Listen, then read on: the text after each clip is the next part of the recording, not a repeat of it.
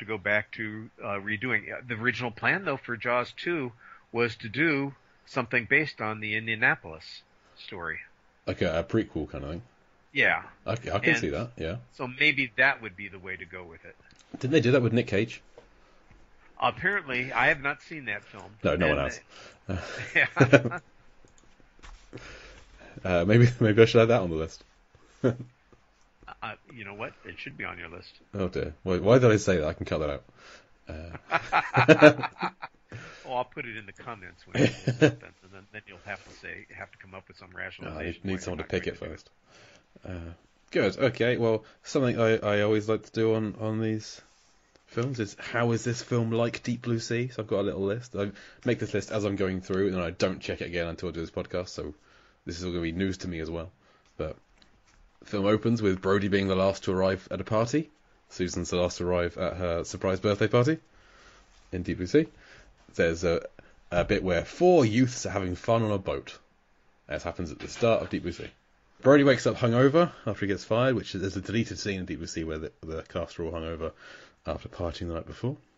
It's the same thing that happened with Bait last week. Brody gets fired, and I wanted him to at some point go, "I don't work for you no more," like Scoggins does, but he never does, never says it. I always because that's like a Scoggins line. I love it. Oh well. When Eddie dies and gets rammed into the boat, is similar to the shark grabbing Jim and ramming him into the window, but with less of a pitch, more of just a solid ram into. When Eddie is killed, Tina goes into like a state of shock, just like everyone does when Sam Jackson gets killed. They electrocute a shark to death. Already mentioned it. Happens in the second one. The second death of DVC.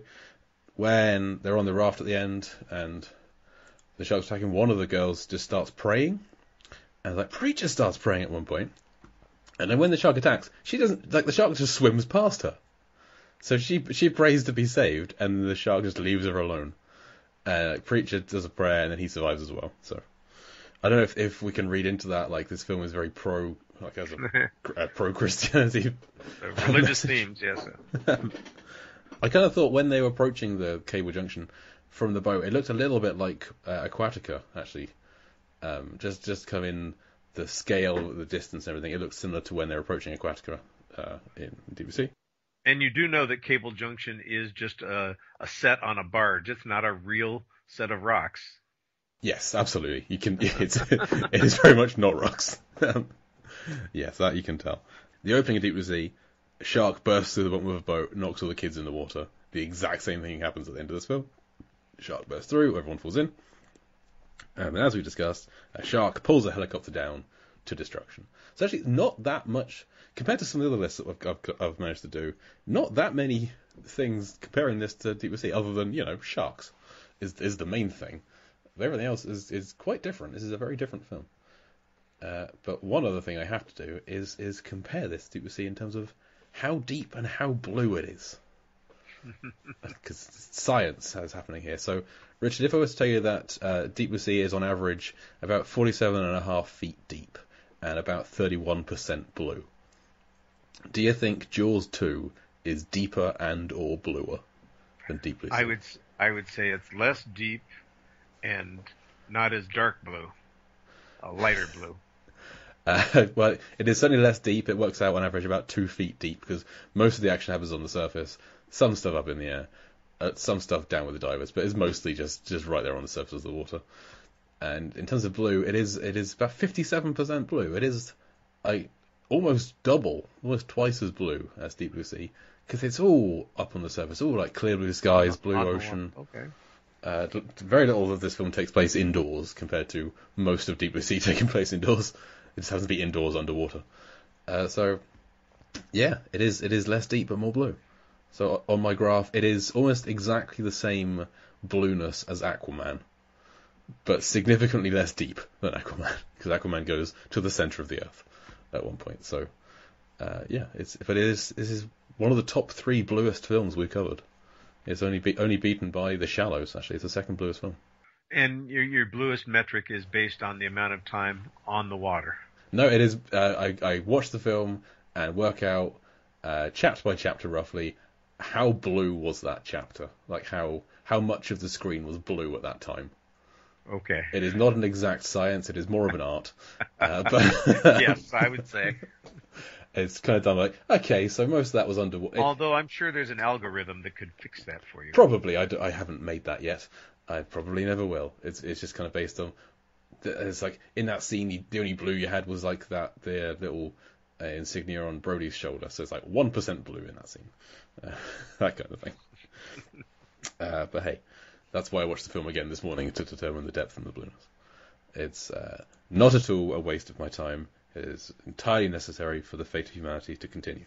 No one can say anything else. So, this has been Jaws 2. Thank you, Richard, for joining me to talk about Jaws 2. Hey, it's been my pleasure. Anything I should look out for in the sequels without spoiling them? Well, once again, the realization that the characters that we're seeing are basically whatever age is convenient for the script. It's got nothing to do with what would actually be chronologically accurate. It's National Lampoon's Vacation that doesn't rules. exist. Yes, exactly. And if there's any way that you can see Jaws 3 in 3D, that would be the best way to do it, because otherwise it's a murky experience. Well, then it will be a murky experience, because they only have a 2D DVD copy of it that's not even called Jaws 3D. It's just called Jaws 3. So, oh well. I don't have Jaws a 3D 3 TV. people, nothing. Indeed. Good. Well, thank you for joining me, Richard. Where can the listeners find more of your work? They can find more of my work on a weekly basis on the Lambcast, where I am the host of our weekly podcast, where we talk about new films. We've been doing that quite a bit lately, but we also have a variety of special programs that we've been doing, and we're going to get a lot more into that in the next few weeks.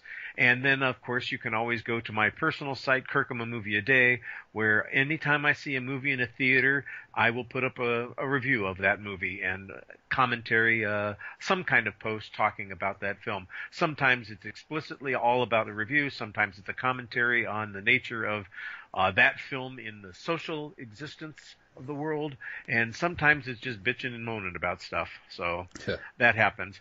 And if you are interested in 80s movies, my project 80s Nostalgia Central, I've kind of wrapped that project up. I'll go back to it occasionally to add some things to it, but it was a summer project.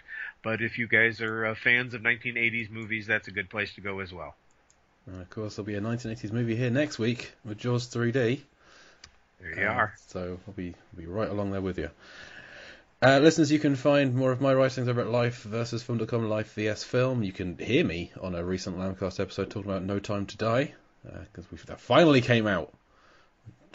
It happened, we watched it, we talked about it. It's been a long time coming.